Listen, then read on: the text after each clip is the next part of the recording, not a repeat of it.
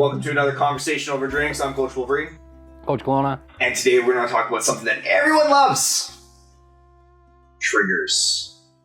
You triggered, I get triggered, and all out there gets triggered.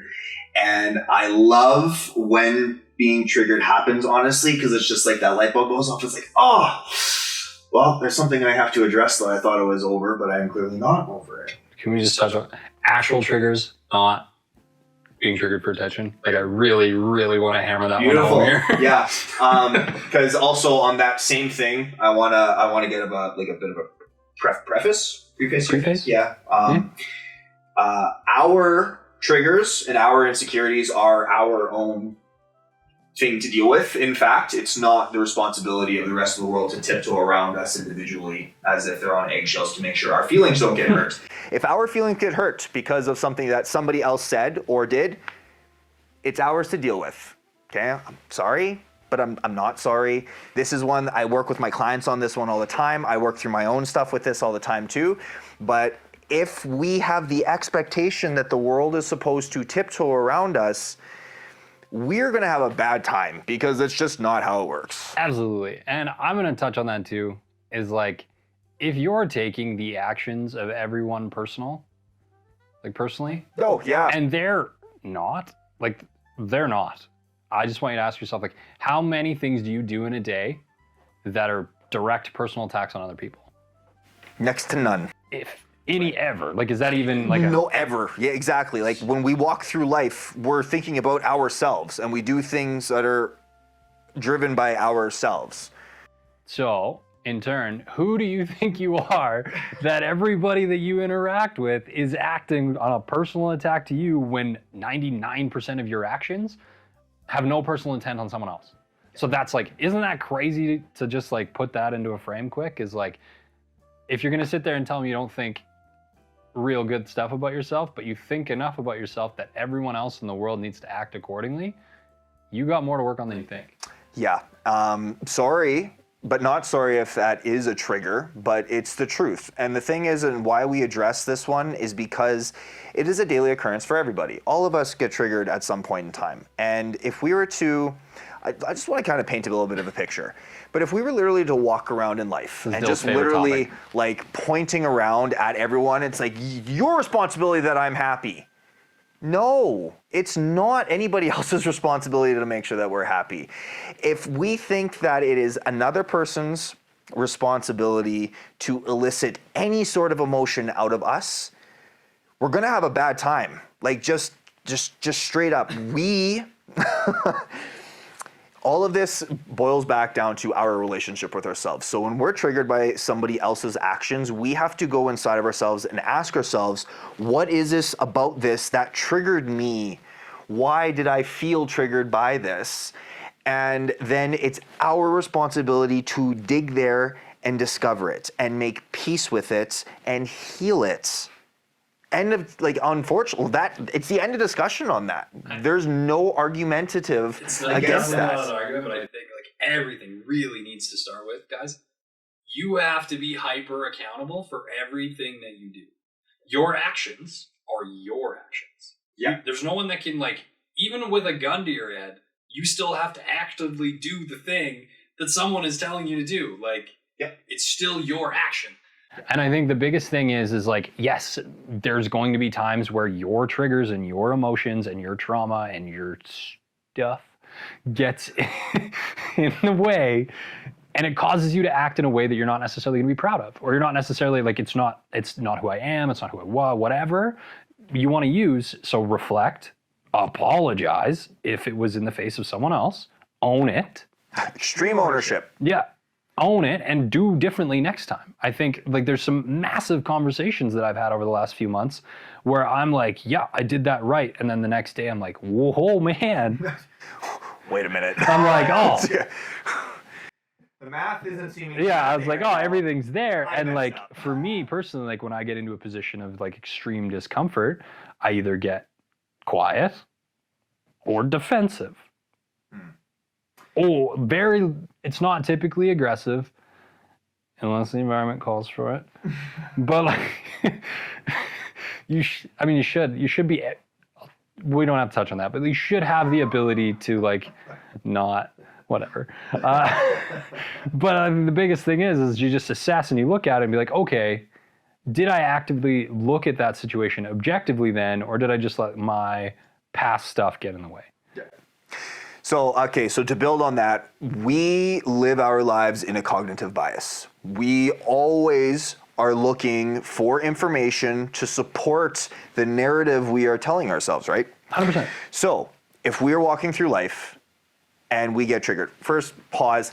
We're also not talking from an ivory tower here. Like, both of us actively have our own triggers. We get triggered on a daily basis And we discuss this weekly. Yes, like we literally bounce stuff off of each other all the time and help coach each other all the time, okay? So we are not saying that it's everyone else. Like, we are in this, like, it's our responsibilities too, okay? Just the process of, and again, if you own the triggers, and even when it happens, if you're owning it and you're not running from it or pretending that it's okay, because it's not. Yeah.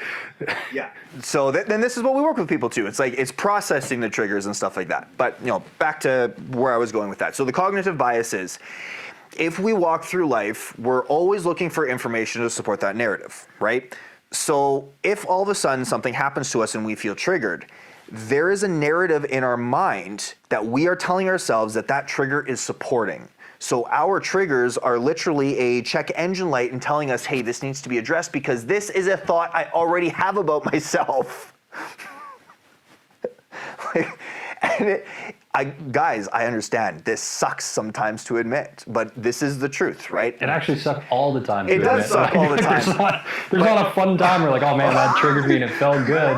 Like, everything that is out here is a reflection of what's going on in here. Okay, so when we are triggered, it's just like, oh man, that hurt, that's uncomfortable. Now I gotta dig, and now I gotta explore. Once you start looking at that with the ownership and with the ability, like, oh cool, they just put a light on this thing that I thought was dead. It's still there. I now have the opportunity to figure it out. And I think that's the biggest thing. That stems from being grateful for things, even bad stuff. That stems from your ability to make, like, just make things happen. And then you're doing it, right? So like the biggest thing is if you want something to happen, you have to go try that thing. And when you fail, or it fails, or whatever it is, then you can reflect and assess and act differently. And that applies across the board. Right? So it's probably because you're getting so revved up, Dylan.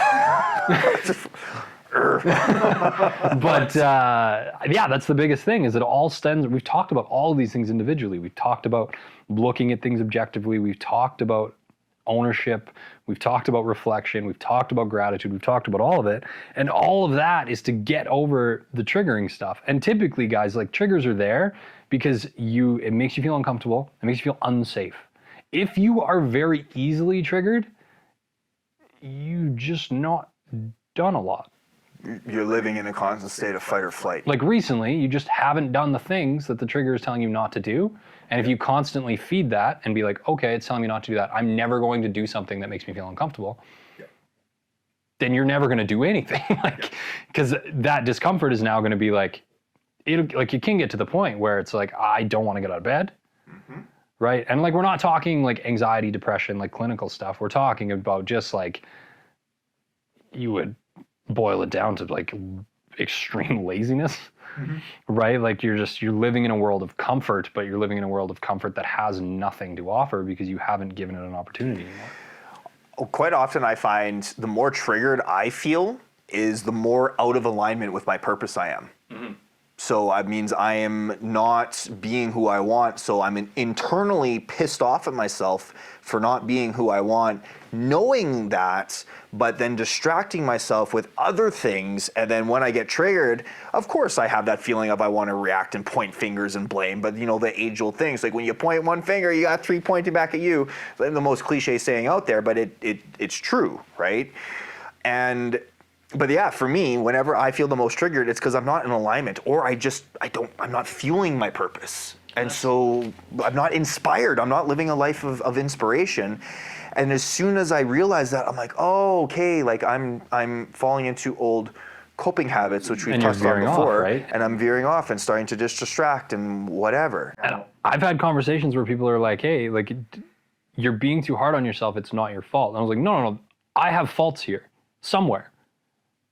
there's something that I did because there were my actions. There's something here that could have been done differently.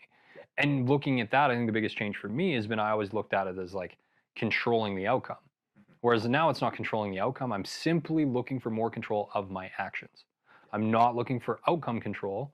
I'm looking for more alignment. Choosing to respond instead of react. Yeah. And like I'm responsible for my response. Yeah. So it's like no matter what happened, even if they're like, oh, I don't blame you because whatever, it's like, okay, thank you.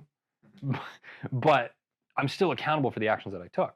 Even if they were justified, you're still accountable for those actions. And like if they're justified actions, but they're not good in spirit, they're not kind in nature, and they're not moving you again forward to the direction you want to go, Or in alignment with your moral compass. yeah, exactly. Like if your values and virtues aren't there with it, then it's still a poor action to take, right? And it's still going to weigh on you. It's still going to make you feel not good. It's still going to make you feel unfulfilled at the end of the day. And this is this distraction world, and like it can feel good in the moment, and that's where we get into like addictive tendencies and stuff, and these things that happen because like we're veering off of what we know is good for something that feels good right now, and that's why delayed gratification is so important. And I think like right now it's dark as shit outside, and in the morning, right? It's not like I go to work in the dark, I come home in the dark, like that sucks. A lot of people that I talk to, they're like, oh, I'm gonna spend a couple extra hours in bed, do this, do that. It's like, okay, well, a couple hours in November is like 4 or 5 hours in January when it's still dark out.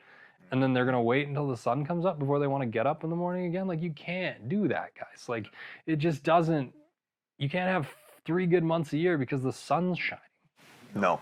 It helps, It sure but does. you're in control of all of it. And if you start taking the ownership of that and the triggers that they're yours and they're your actions to deal with, and even if you get hyper offended by someone, but if they're not trying to be offensive or they're not being malicious or they're not being anything, they're dealing with stuff too. Well, it's even to be said though too that people can be offended by someone, but then you have to also take a step back and it's like, was that person's intention to be offensive? Yeah, and we've had lengthy conversations about intent. Exactly. Intention is everything. So before we close this one up, I want to wrap this up with a bit of an analogy, right? And this is how I explain it with even my clients is a trigger is like a light bulb inside of ourselves. Our body is filled with all of these caves. And every time we feel triggered, this light bulb turns on. And inside of this round cave inside it, there is these hieroglyphics that are all painted on the walls that are explaining why we are the way we are. Every time that light bulb turns on, we have to go inside ourselves and metaphorically move rocks out of the way so the shadows are no longer casting onto the hieroglyphics. So the more we go through this and we start moving these rocks out, every time that trigger turns on, the light bulb illuminates. Eventually, all of the hieroglyphics will be showing on the cave walls, thus making us understand why we have that relationship with the trigger. So the trigger is never going to disappear, but our relationship with the trigger is. For example, I used to be very overweight. I was told by the doctors once that I need to lose weight or I'm probably going to wind up dead. I was considered obese, I was borderline diabetic, like you name it, wasn't a good situation. Now, if today somebody was like, hey, you're fat, that light bulb still turns on. That 7-year-old kid that was bullied for being fat still feels that inside of me. But because I've gone inside of myself to remove all of the rocks, the light bulb trigger turns on. I now have uncovered the hieroglyphics to understand why I am the way I am in that regard. My relationship to reacting to that trigger has changed. So anytime we feel triggered with something in our lives, we have to change our relationship with the trigger. And that's going inside of ourselves and removing the rocks, removing the rubble, and truly digging to understand why that trigger is there in the first place. And once we have that understanding, we can make peace with it. So that's it for me on this one. I think like that's a big one too. And I think with triggers and understanding, like if you trigger someone else, like that's on them. But also like the more you get comfortable with yourself, the more you're okay with being a villain for someone else who just has refused to not do the work.